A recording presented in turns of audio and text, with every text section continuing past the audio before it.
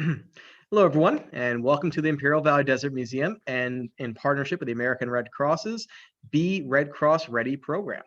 Today, we are doing the second in an ongoing series of Be Red Cross Ready, where we study and discuss the different challenges and evolving issues here in Imperial Valley, the natural disasters as well as the more home-based challenges which we might face on a day-to-day basis, and how we can best review, assess, and prepare for what life could throw at us. And we live in the land of extremes, so it's best to be prepared for those extremes.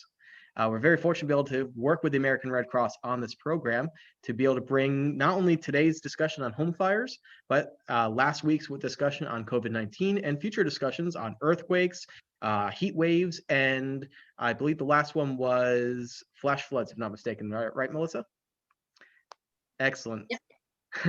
And in addition, we also have this coming Wednesday the Red Cross Ready rating program for businesses. So this is not just for home use, but also for businesses and other organizations. So you can prepare for any aspect of your lives and those who also matter to you, who are involved in your life. So we're very, very happy to be able to bring this here for you, and I hope that you enjoy it. Now, if you haven't been to the Imperial Valley Desert Museum, if this is your first introduction to us, well, we hope that you'll give us a chance to come on out and actually enjoy our museum as well. We're located out in Ocotillo in Western Imperial County, just off the I-8.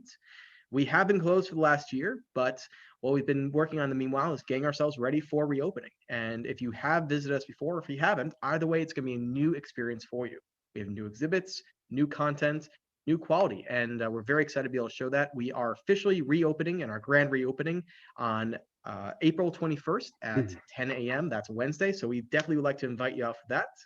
And meanwhile, please do continue to enjoy our virtual programming, which we will be continuing moving forward here as well. And with that in mind, I'd like to introduce our speakers here today, our partners in the American Red Cross, Melissa Altman, who's going to get us underway. Melissa. Thank you so much. Thanks for having the Red Cross join these meetings. I think it's great that you're reaching out to a wider audience by doing them virtually. So again, my name is Melissa Altman. I'm the Regional Preparedness Manager for the Southern California region of the American Red Cross. We're excited to be here because what we're going through is some really important topics. We have a series of presentations. Today is about home fire preparedness and actions that you can take at home to make sure that you're ready for a home fire.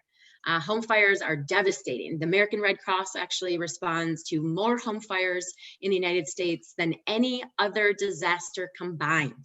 So you can tell that this is really dear to our hearts. We want people to take action today. And I want to first introduce the speaker. So if I could go to the next slide. I'd like to introduce Steve Deal. Steve has served as a CEO of a tech company he founded and led for over 25 years. As a speaker coach, he has helped high school students as well as Donovan State prison inmates develop speeches for local TEDx events. And as a local Red Cross disaster volunteer, for over 5 years, I think it is, Steve, he's responded to over 120 home fires and other major disasters, including hurricanes, flood, wildfires, you name it, Steve's been there. So Steve, seeing firsthand, he's seen the loss, the heartbreak, and all the suffering that comes from home fires. So both Steve and I are hoping that from today, it's not just that you listen to it and then go about your regular day. We actually want you to take action today. If it's not today, very shortly after today's presentation, because these tragedies don't need to be as bad as they are if you are more equipped and prepared for each one. So again, we're really grateful you're here. Hopefully you'll get a lot out of today. And with that, I'm going to hand it over to you, Steve. Take it away. All right. Well, thank you, Melissa. And it's always a delight to be introduced by Melissa, and you can see why that would be. Well, we're going to be going over a number of things today. Here's our agenda. We're going to start off with going over fire statistics and dangers, some causes of fires and the prevention of them, preparation.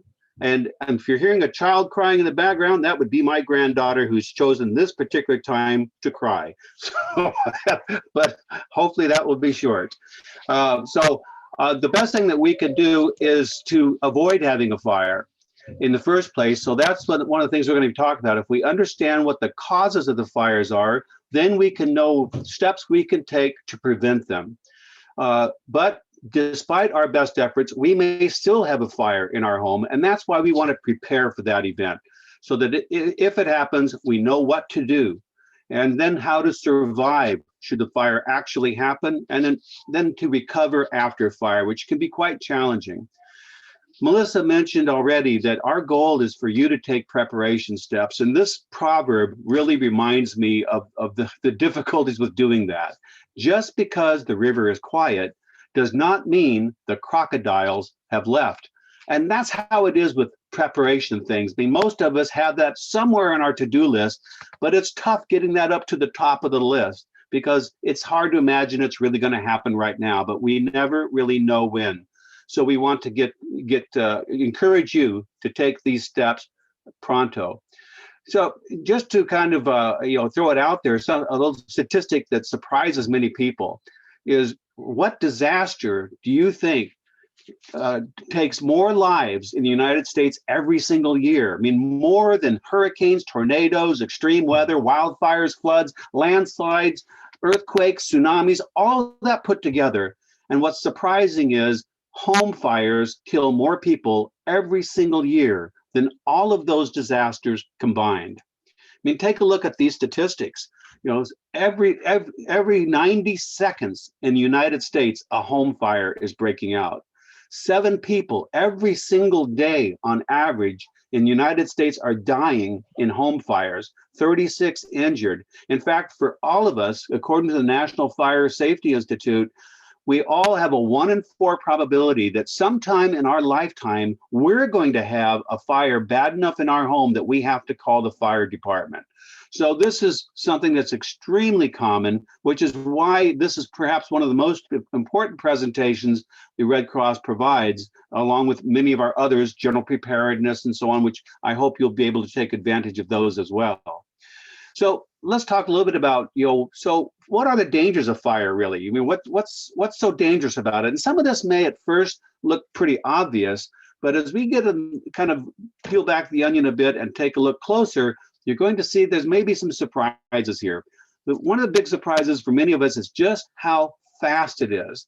It's incredibly fast, and oddly enough, it's faster now than it used to be. And we're going to talk about that a little bit more.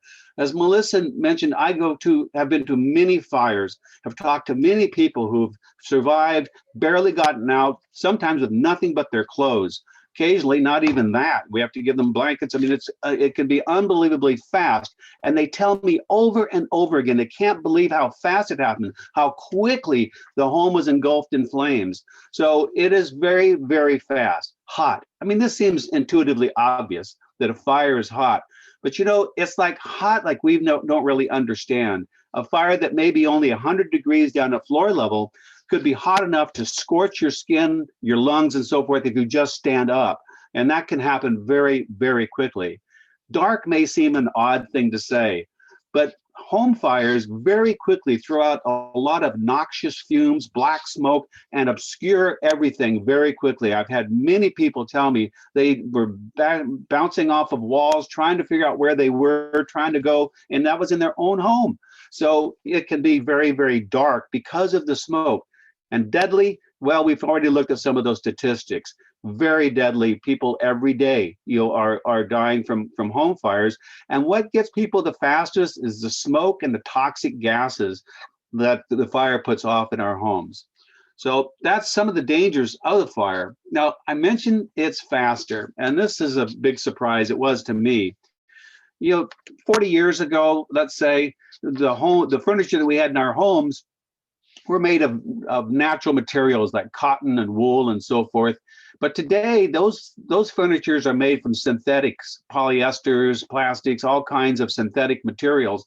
And these materials burn far faster, far hotter than the natural materials in the past. So in years ago, while we might have had 17 minutes, to safely exit a home, today, 2 or 3 minutes, that's really what we're talking about. It's hard to imagine that quickly, but let's show you a little demonstration of that. This is a video that was made by Underwriters Laboratory. They built these 2 rooms side by side. The one on the left, called the natural room, has natural furnishings in it. So cotton and wool and things of that nature, draperies that are also made of natural fibers. The one on the right is how we might furnish a room today with synthetic furnishing. So the firefighters are going to set a fire, and we're going to be able to watch the progress of that fire. So both fires are set at the same time. And you can see the elapsed timer is going pretty quick. On the left side, we're actually seeing a flame just right in the corner of the couch there, next to that cushion. On the right, we're seeing some smoke come up. See that black smoke? We were talking about how quickly that happens. So we're now 1.5 minutes into it, and you can see there's quite a lot of smoke in the room on the right. That smoke is also deadly. So if we're breathing that, we're in trouble. It's only 2 minutes now, and that is not a room you'd want to be in right now. As you can see, that smoke is coming down further and further. And in just a moment, watch that floor, and you'll start to see vapors come up off of the carpet as there it goes, because the room got so hot, those vapors came up. They're flammable. So at this point, everything explodes into flames. And that is called flashover, when the room becomes so hot that everything in the entire room explodes in flames if it's combustible at all. And you can see the room on the left is still going. It's quite involved right now, but flashover doesn't happen here until just right there. So the room on the right, 3 minutes and 40 seconds to flashover. On the left, almost 10 times as long.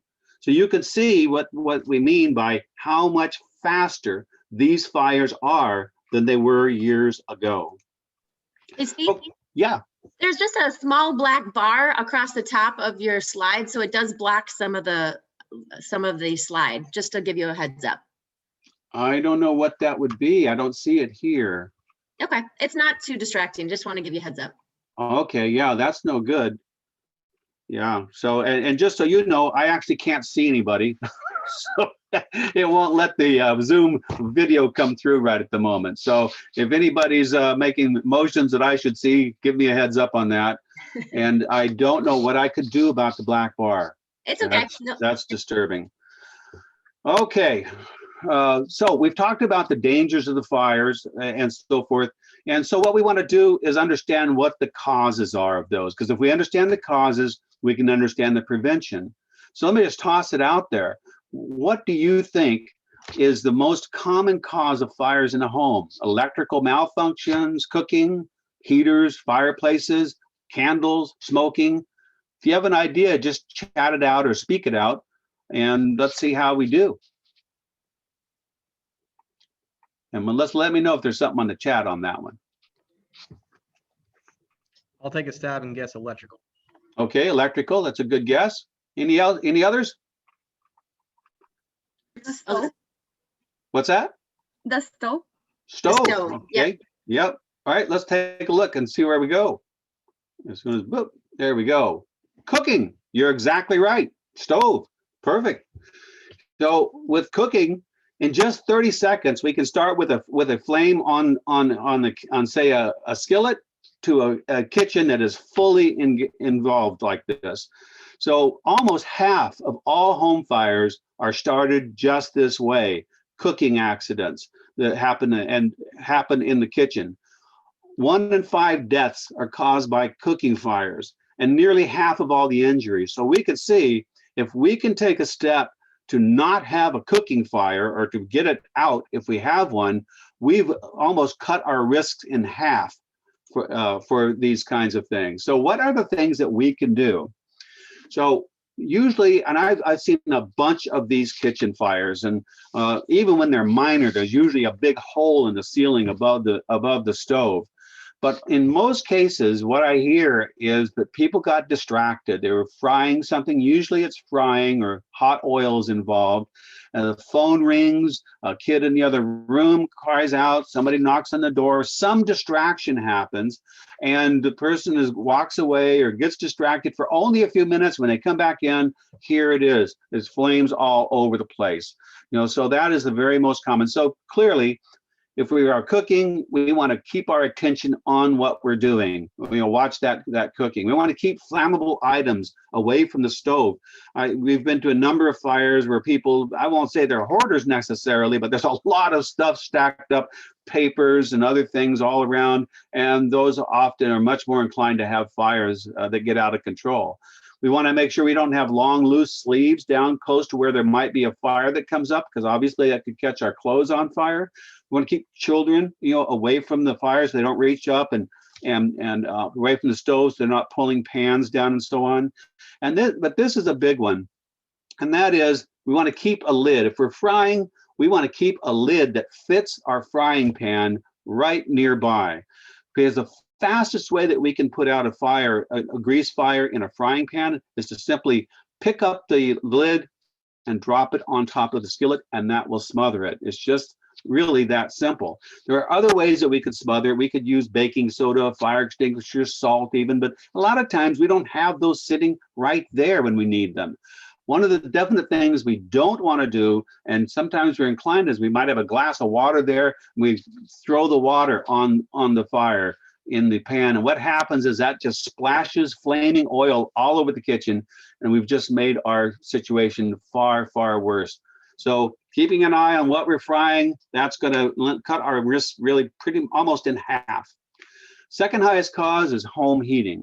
Now, we don't see quite as much of that in our area, because of our climate, but we do see them. We had a home heating fire of a portable device that got knocked over, I think it's about a month ago, that seriously damaged a home, and a number of other ones. I've been to several of these home heating related fires. Sometimes it's wood burning stoves where the flue had not been cleaned out. It got too hot, ignited the attic, so there's a number of things. We want to make sure that we're maintaining our heating devices, that we have safe heating devices. So we have a portable heater like the one shown in that picture.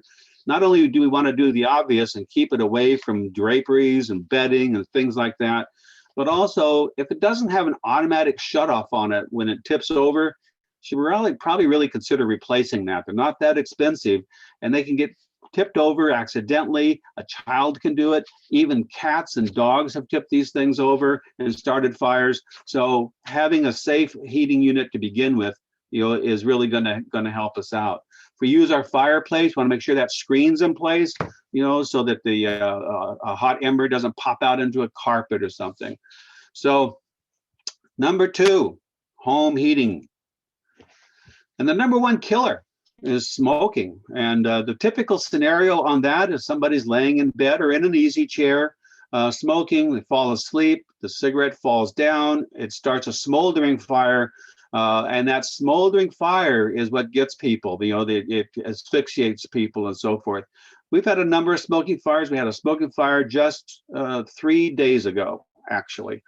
Fortunately, nobody died in that one, but it is a big killer, cigarette-related fire. So hopefully nobody's smoking in our house at all. But if somebody is, we want to make sure that they're taking steps to make sure that their cigarette butts are completely out. They're not laying in bed or on a chair. They're not smoking when they're sleepy or drowsy. And if there's any medical oxygen in the house, that's a bad combination, smoking, medical oxygen. We had a apartment here in San Diego about 3 or 4 years ago that there was medical oxygen being used, and the person lit up and it exploded, blew all the windows out of the apartment. Somehow he miraculously was not seriously injured, but is extremely a bad situation to have those 2 combinations going on. So smoking and candles. I mean, we love them, right? They're beautiful and all that, but there have been a lot of candle fires.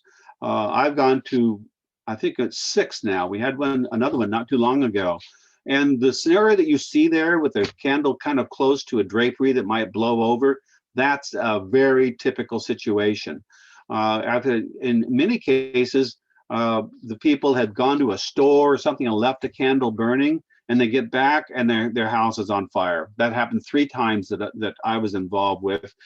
So they're far more dangerous than they look. Cats can knock them over. There's all kinds of things that can happen. So if we're going to use candles, we want to make sure they're kept a good distance away from anything flammable, and that we are there and paying attention to them so that we know if they get knocked over.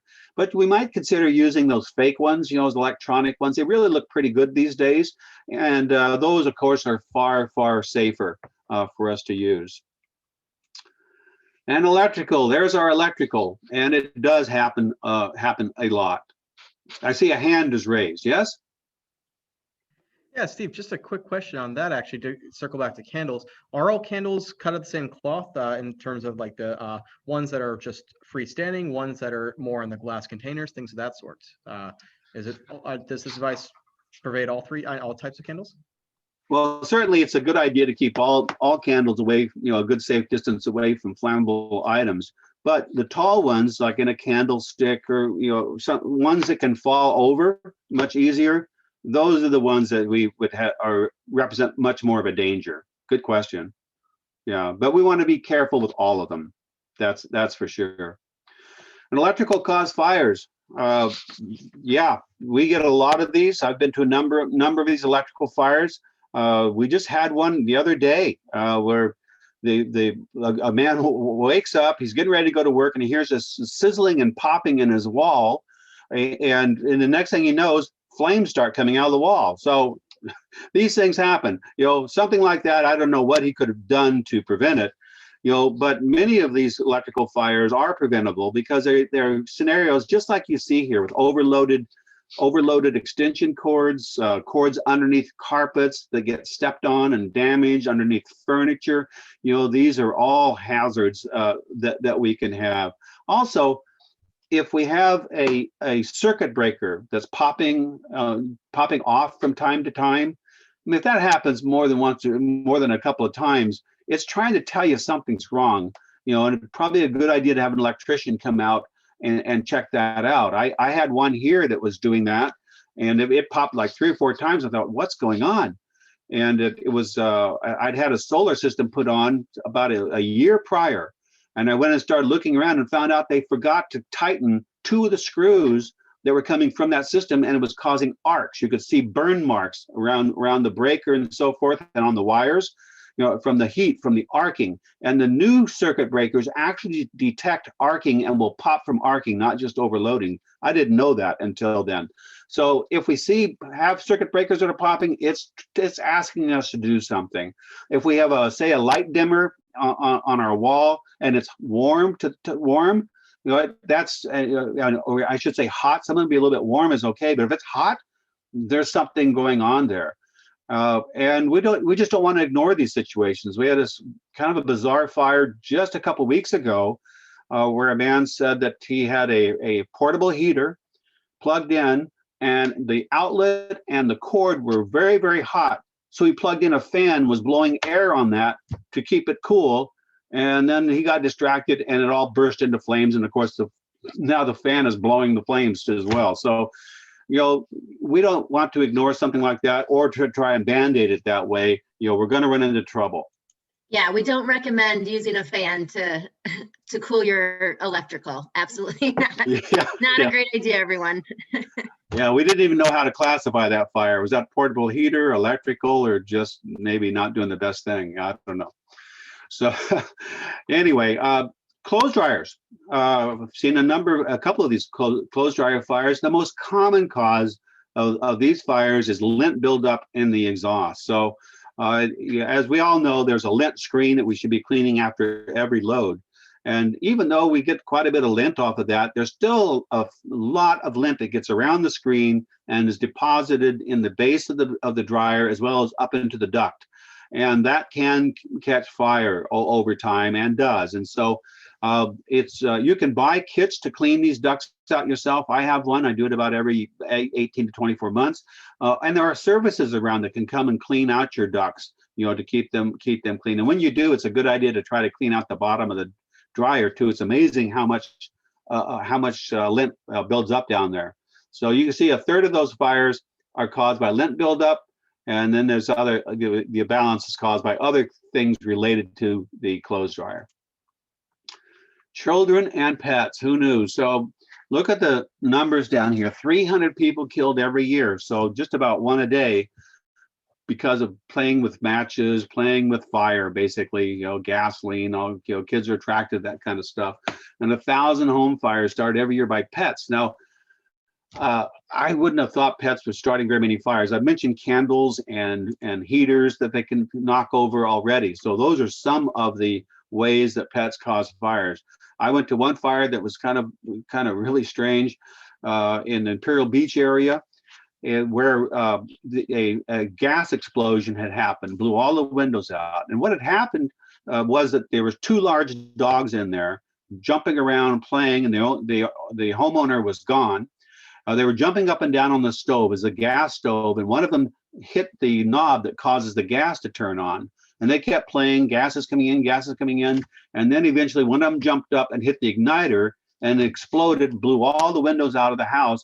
Both dogs were fine, incredibly enough, but the home was badly damaged. So that's why actually one of the recommendations, as you can see it on there, is to remove stove knobs when you're not at home if you have large pets like that. So we need to keep an eye on our pets, keep them controlled, because they can actually cause a house fire as well. Okay, so we've talked about dangers, we've talked about causes, we've talked about prevention, and again, despite our best efforts, we may still have a fire in our home. So what can we do in advance of that possibility, to improve our chances in such a situation? So the number one thing that we recommend is making a home escape plan.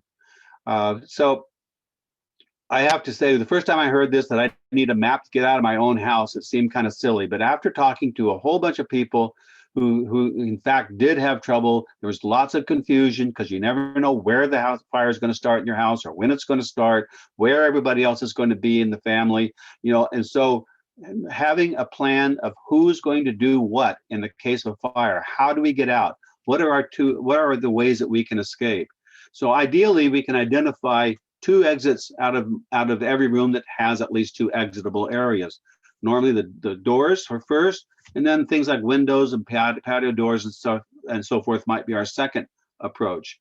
And ideally we can go out our primary exit, but sometimes that's blocked by fire. And so we have to go out the other thing. Now, an important thing is that everybody knows how to get out. So if it's a child's room, can they open the window? Was it painted shut a long time ago?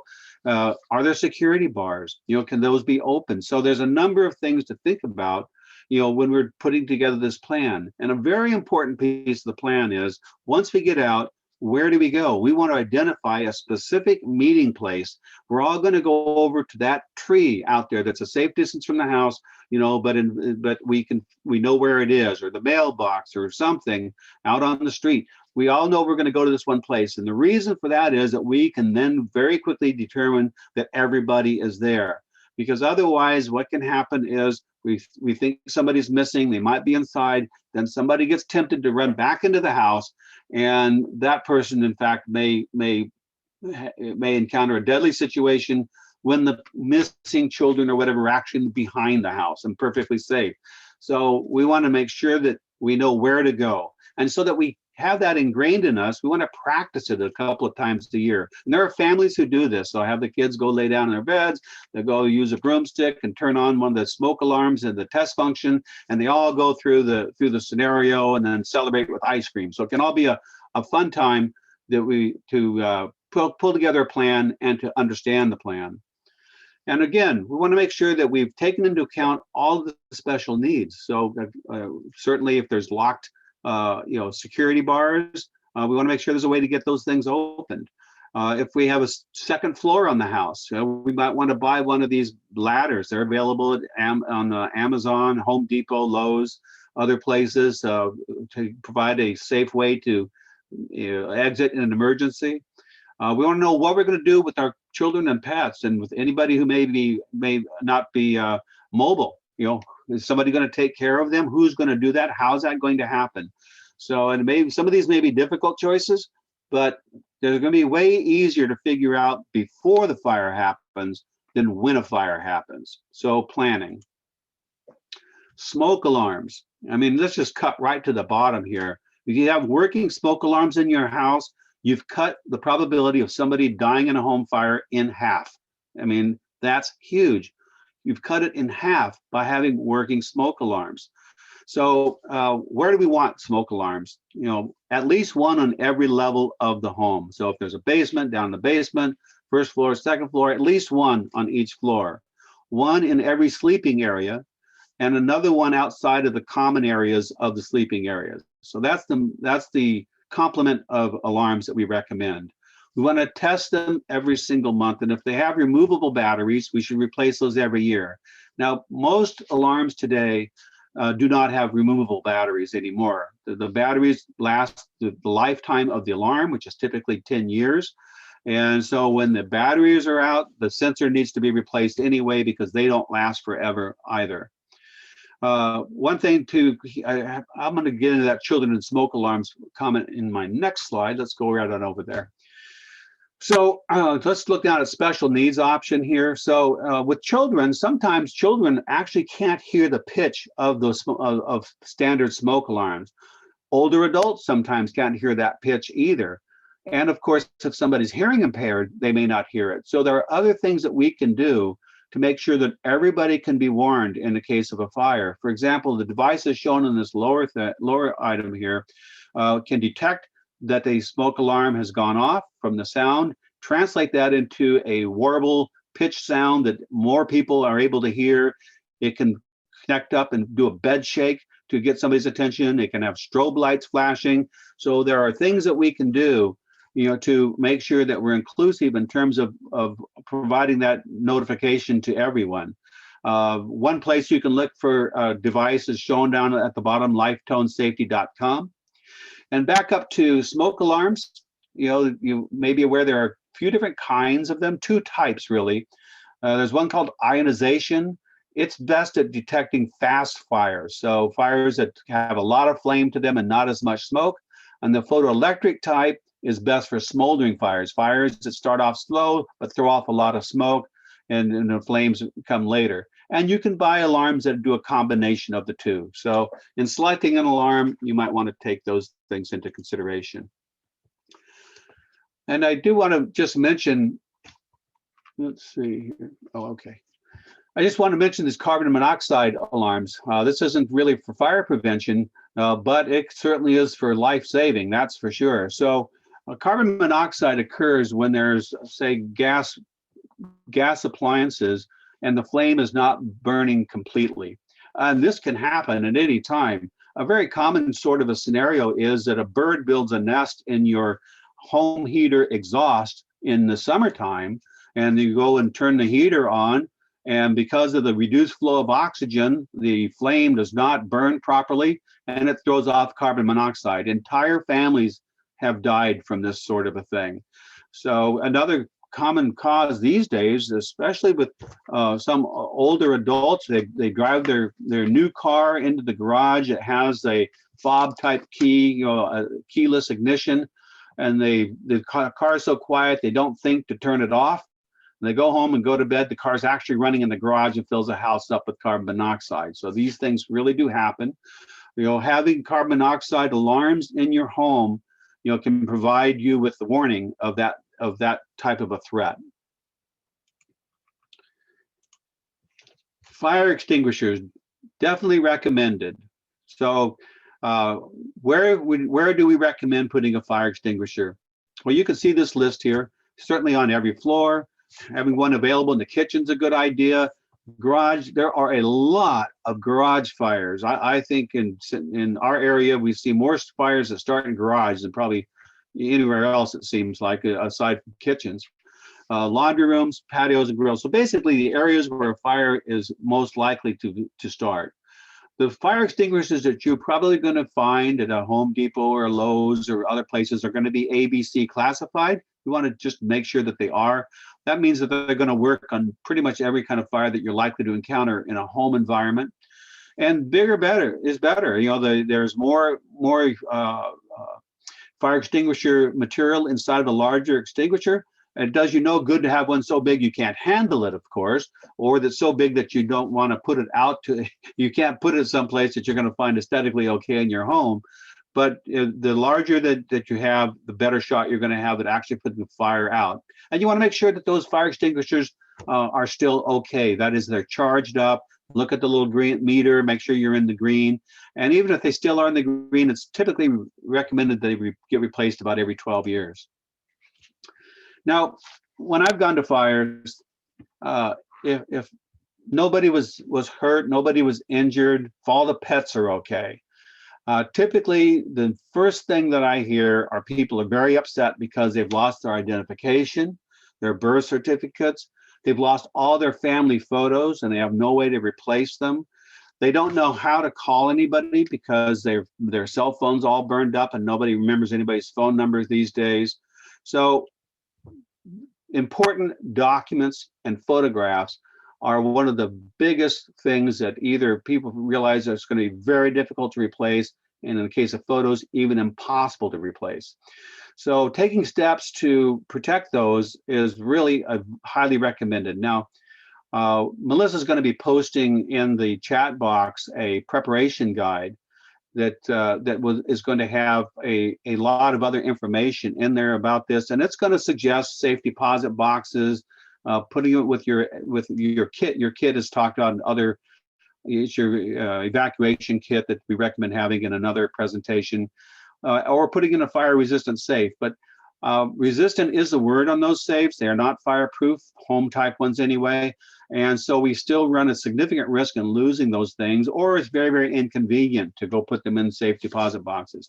I generally like to promote the idea of scanning your documents and backing them up in the cloud, which you can do for free on, say, Google Drive or Microsoft OneDrive if you have that, puts it up in the cloud, or you can subscribe to a service that backs up everything on your computer. I live in a wildfire area myself, and I have a backup service that in real time backs up every single file on my computer. With any of these services, you can go to some other computer somewhere, log in with your credentials, and have access to all your documents. So that's a recommendation that we have for that.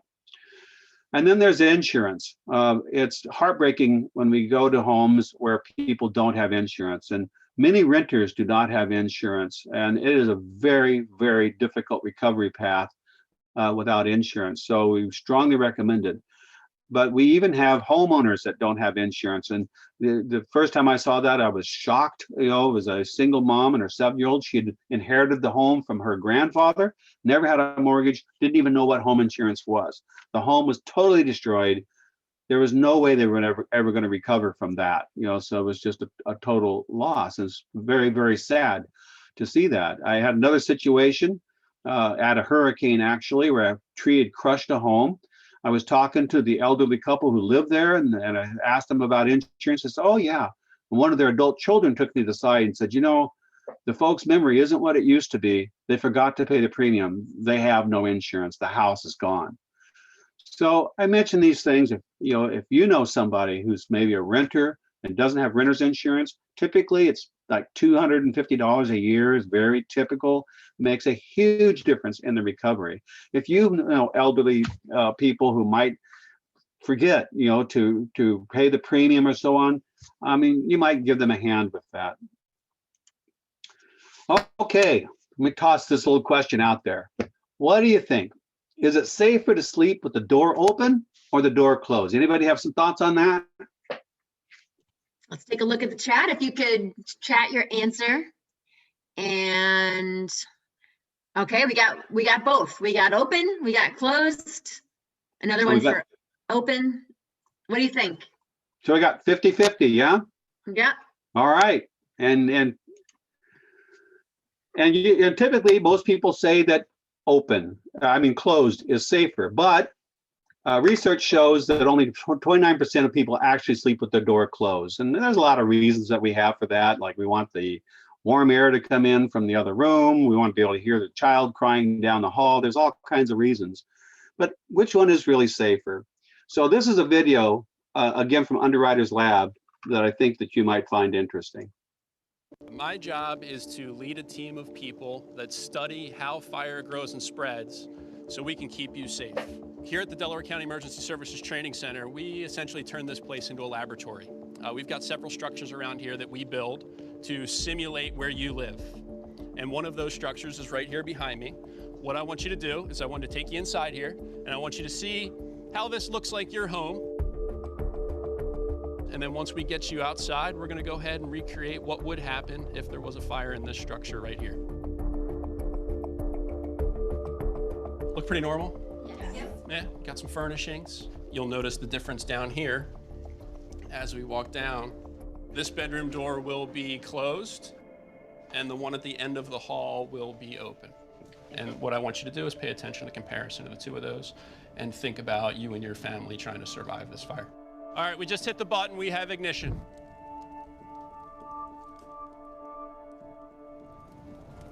Oh boy, there she goes. Oh man, that is scary. It's scary, right? It's really frightening. Bang. Look, we have smoke coming out over here already. Smoke's coming out. What a lot of people don't realize is that the furnishings that are in our homes today are made of synthetic materials. So they burn so much faster than your old natural cotton-filled furnishings used to be. The statistics that we've seen through our research is in about 40 years ago, you had about 17 minutes to get out of your house after the smoke alarm sounded. Now you have less than 3 minutes. Holy crap. See, this is the things that we were.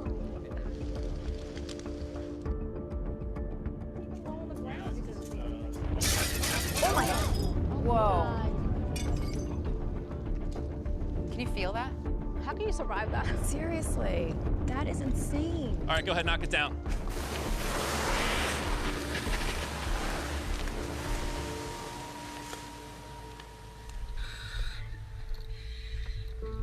All right, as you remember, closed door on the left, open door on the right. And you can see the dramatic difference between the two with the simple closed door. Impressive.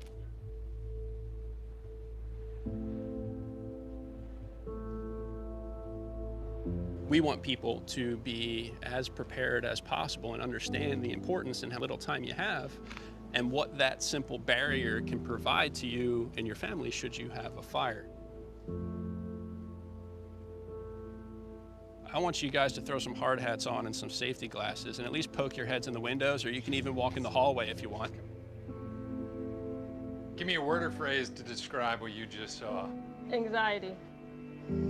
Frightening. Terrifying.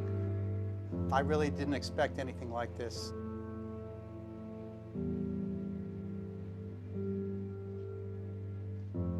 I'll ask you one last time. In the event of a fire, are you safer sleeping with the doors open or the doors closed? Without a doubt, the door closed. Definitely with the doors closed, and from now on, the doors will be shut at night. Definitely closed. Closed. Definitely closed. And I'm surprised by it. It's always great to be able to get the message out when we can take our research and get it out into the community to change behavior with the message of close before you doze. It feels great, and hopefully we can save lives. If there was one bit of advice that you could give friends or family today, what would it be? Close before you doze. Close before you doze. Close before you doze. Close before you doze. Close before you doze. Okay, so close before you doze.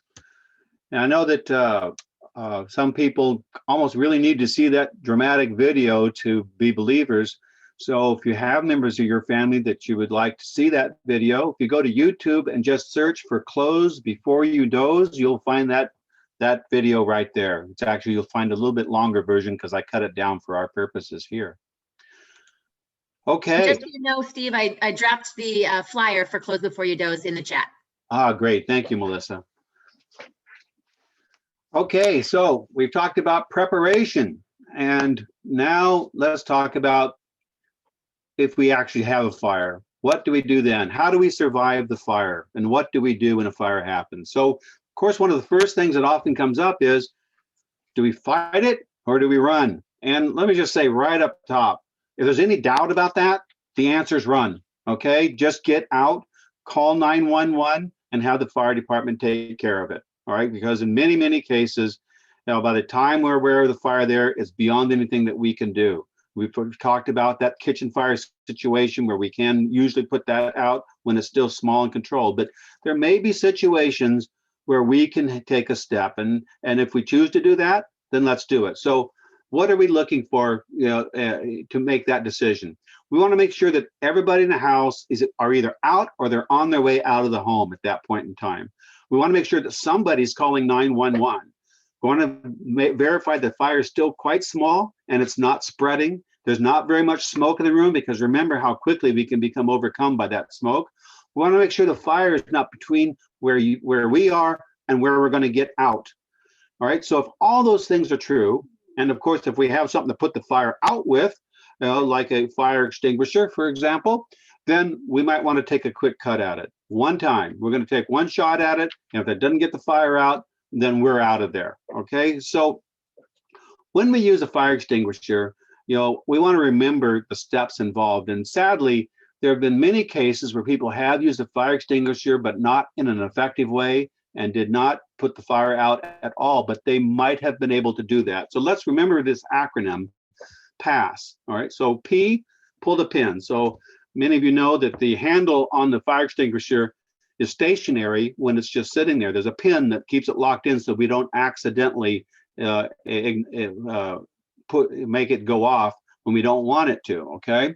And then we want to aim low at the base of the fire. This is the part where most people often have a problem. The tendency is to spray the fire retardant on the flame, that is, and where we see the flame up there. And what happens is it goes right through the flame and to the other side and doesn't do a thing to the fire, because the fire is burning down at the base. That's where the combustible materials are. So we want to aim low at the base of the fire, squeeze the lever, and move our hose from side to side, or our extinguisher from side to side, and then until it's all out, and then hopefully we got it out, and if not, we're going to get out of there. So that's how we want to use a fire extinguisher. Okay, let's talk a little about getting out. So we talked about having a plan to get out. We've talked about making sure we have paths to get out, and we've taken into account things like security bars and so forth. But let's say we are in our room, sleeping, the smoke alarm goes off. What are we going to do? So we want to be alert to smoke to avoid that. We want to stay below any smoke. If we're going to go out our door, and hopefully we can go out that way, we want to feel the door, feel the doorknob, see if it's hot. If it is, we don't want to open that door, because that means there's fire, hot air at the very least, very hot air on the other side of that door. So we're going to use our alternate escape route. If we can't get out, we want to seal the door. So with sheets or towels or anything that we can close to try to keep any smoke that's coming in, from coming in. And this may be the kind of thing might happen to us, say, in a hotel room when we're up on the upper floor or something. We want to block air vents so that we're not having smoke blown into the room. If we can call 911, if we have any way to do that, we want to make sure that we're calling 911. And just to kind of reiterate some of those steps. So our goal is to get out and to stay out. We talked about those temptations of going back in. There's all kinds of things that people think about. Oh, I've left my ID in there, all kinds of stuff. They go back in, very dangerous. All right, get out, stay out, call 911. As soon as we're aware of a fire, we want to yell out, fire, fire, so that everybody in the home is alert to it. So we get out. We want to get down low. We've talked about the heat and the smoke, and go as quickly as we can. Get out to our meeting place and stay out, okay? So let's be thinking about, in advance in our plan, our pets. Who's got control of the pets?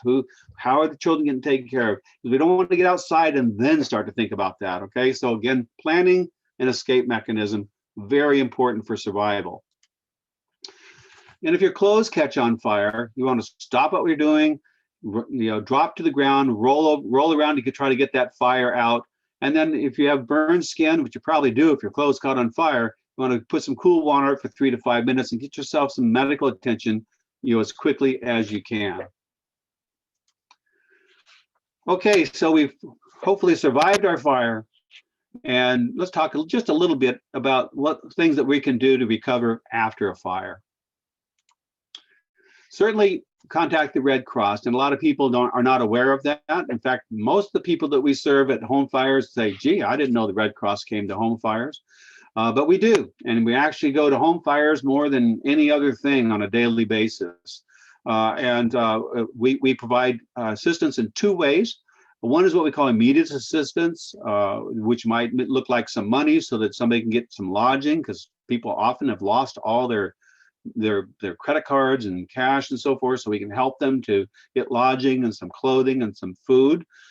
We have caseworkers who have a tremendous amount of experience with guiding people through recovery, connecting them with other resources that can help them through that recovery path.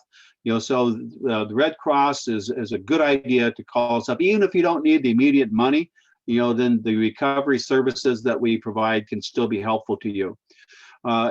Hopefully you have insurance. Call your insurance agent. They're going to be the most instrumental in your recovery path for getting your home put back together and so forth. So, and if you can get them as soon as possible, they might be able to take care of things like what we call board up. So many times windows and doors are damaged or broken out from a fire. A board up company is the type of company that comes out and puts plywood up for you. Your insurance company can refer them, or you can call them yourself and they'll end up paying for it anyway. And they will bring a restoration company or maybe make referrals or recommendations, but they're going to be able to help you through that. You want to make sure that you've notified your landlord and your mortgage company of the fire. And most people are very eager to get back inside to find out, gee, what survived this fire? What's left for me in there? So we want to resist going in there until the fire department has told us it's safe. It is a dangerous environment even after the fire is put out. There's all kinds of hazards in there. We want to make sure the fire department has cleared us for reentry before we do that. Also, they will probably have turned off all or most of the utilities. We don't want to turn those back on until we're cleared to do that, and we might actually cause even more problems than we had before. And expenses that we get, as we're displaced, say for hotels or food or whatever, we want to keep all the receipts for that to file it with our insurance, because that can go against our deductible as an expense that's related to the disaster. Now, back to going into the home. So when you do, we've talked about these fumes and so forth, the noxious gases, but it doesn't end there. The building will emit some noxious fumes and organic compounds for quite some time. And those are very hazardous, and they build up in our systems over time. So when we do go back in, and many people will, to go through their belongings and so on, you'll want to wear a respirator. And by that, I mean not like a N95 mask or something like we're all wearing now for COVID. That's not going to help in this case. A P100 would be a good idea. You can buy them at Home Depot, Lowe's, Harbor Freight. They usually run around $30 to $40. They have little canister charcoal canisters on them that will help purify that air to make it safer for you when you're going in there and looking through your things. Okay, so some other resources that may be helpful to you, and I think Melissa is going to be posting something into the chat that provides a list of these. You have that listing, right, Melissa? Yep, I'm putting it in right now. All right, you are so on the ball. So you don't need to worry about trying to write all these down right now, because you just get that document out of the chat, and that will give you the list. But some that I really like on this list, I really like the CAL FIRE one, readyforwildfire.org. If you live in a wildfire area, that is definitely one that you'll want to take a look at. And of course, all of us live in earthquake country, and the earthquakecountry.org site is excellent, has a lot of good information in there. As David mentioned, you'll be having a earthquake presentation from the Red Cross soon, and we'll go over a lot of that material as well. And then San Diego County Office of Emergency Services. I know many of you in Imperial County, and frankly, I don't know what the Imperial County equivalent is. I know some of that kind of goes back and forth a little bit between the two counties. So, and as far as apps for your phone, the emergency app, the American Red Cross, is a great addition for your phone. It can provide you with a lot of information that you can find helpful, and the CAL FIRE one as well. So you can get those off of the app stores. But again, the list will be posted in the chat. And usually at this point, I like to turn this over to Melissa, because she is in charge of so many things, including this, that she talks about with such passion and more thoroughly than I could ever do. Well, thank you, Steve. Yes, I want to talk about our Sound the Alarm program. So as Steve mentioned, we respond to a lot of home fires. We would much rather than responding, we'd rather you prevent home fires. So that's why we do these preparedness presentations. But the program I'm talking about is Sound the Alarm. It is typically it's a free smoke alarm installation that we offer in the community. During COVID, we have been put on hold. We're not able to go into homes anymore. However, we still are doing free home fire consultations. We can do it over the phone with you, and we would love the opportunity. We are trying to get over 100,000 people to go through this education with us. Again, it's only about a 15-minute conversation, but this is life-saving information that they're going to be receiving. Some of the information is what we went over today. But again, if you have friends or family that could benefit from getting this information, please sign them up. Our website is soundthealarm.org/SoCal, or there's a phone number. Phone number's on your screen. And again, it's to prevent, goes to the prevention as well as the 2-minute escape drill. So we want people to practice this. And we are partnering with some areas where fire departments are able to install during COVID. So some of them will be able to receive alarms if they're in those areas. Otherwise, they get put on our list to receive the free smoke alarms. As of right now, we have over 820 documented lives saved through this program. So we know this program works. We know that smoke alarms and the education in unison really help prepare and allow people to get out in time. So please consider signing up for it. We'd love to have the support. And again, if you have any friends or family, please send them this information. All right. And finally, I think we have one more slide, Steve. I have to say it. I wouldn't be a good Red Crosser if I didn't mention volunteer opportunities. So we only can do what we do at the Red Cross because of our amazing volunteers. I have to say it's one of the best places I've ever worked because of the volunteers I work with. They constantly inspire me, and they give so much of themselves that it just makes me want to work that much harder. So these on your screen are a couple opportunities that we have available. Again, our Hotshots team do the typical installations. Right now, they are helping with those education calls that I mentioned. We also still need blood delivery. I'm not sure if anyone knows, but 40% of the entire US supply of blood comes from the American Red Cross. So not only are we always looking for donors, but also for people to help deliver that life-saving blood to the hospitals. I have one volunteer that actually signed up for this, and he drove the blood supply to the hospital, and waiting for him was the doctor and the patient on the gurney waiting for that blood. So that is how crucial and time sensitive this is. So we would love more volunteers to get involved with that. We also are always looking for disaster responders. We're coming up on wildfire season. Seems to be happening a little bit year-round these days, but we could always use more people to get involved in the disaster response. It is everything and all. So we have people that are crunching numbers and finance behind the scenes. We have people on the front lines delivering food and helping register people for shelter. All around. So we had one of the most active wildfire seasons in the history of California just this past year, and we're not suspecting it's going to slow down much this coming year. So we can always use your help. Again, there are a million different ways you can help in the disaster response. So just consider doing that way. And the other thing I should mention is our service to armed forces. Many of you may know that we are very involved with our military and retired military members. We help provide a lot of resources for them, not only for them, but their families as well, while they're deployed or even when they're retired. So that's a great partnership we have with our military members.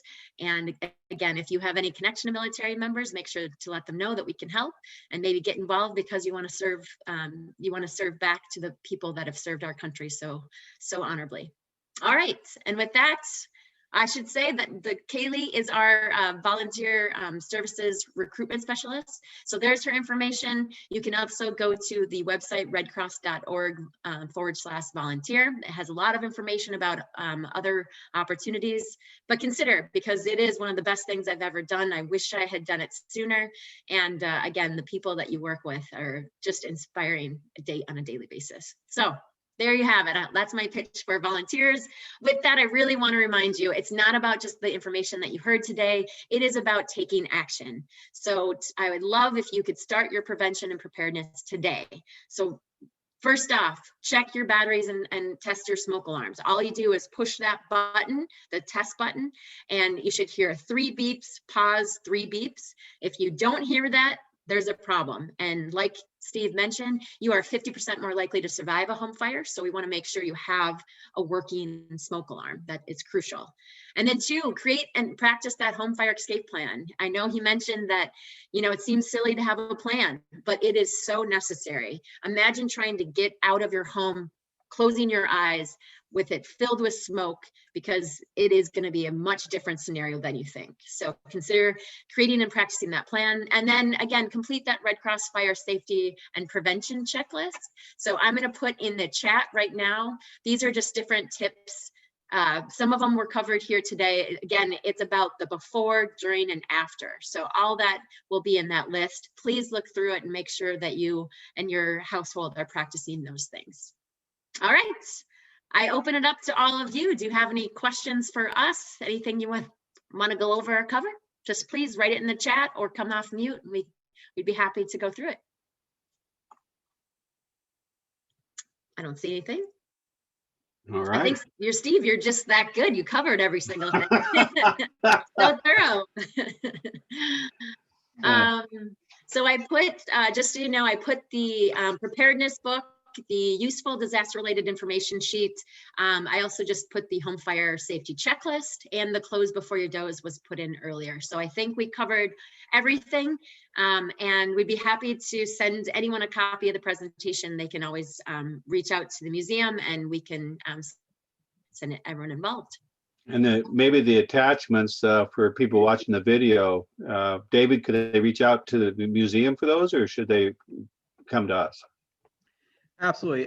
So I have actually downloaded everything you just provided there, Melissa, and the museum will be posting these on our website, which you can just search for ivdesertmuseum.org. We're immediately available. It's on all of our flyers.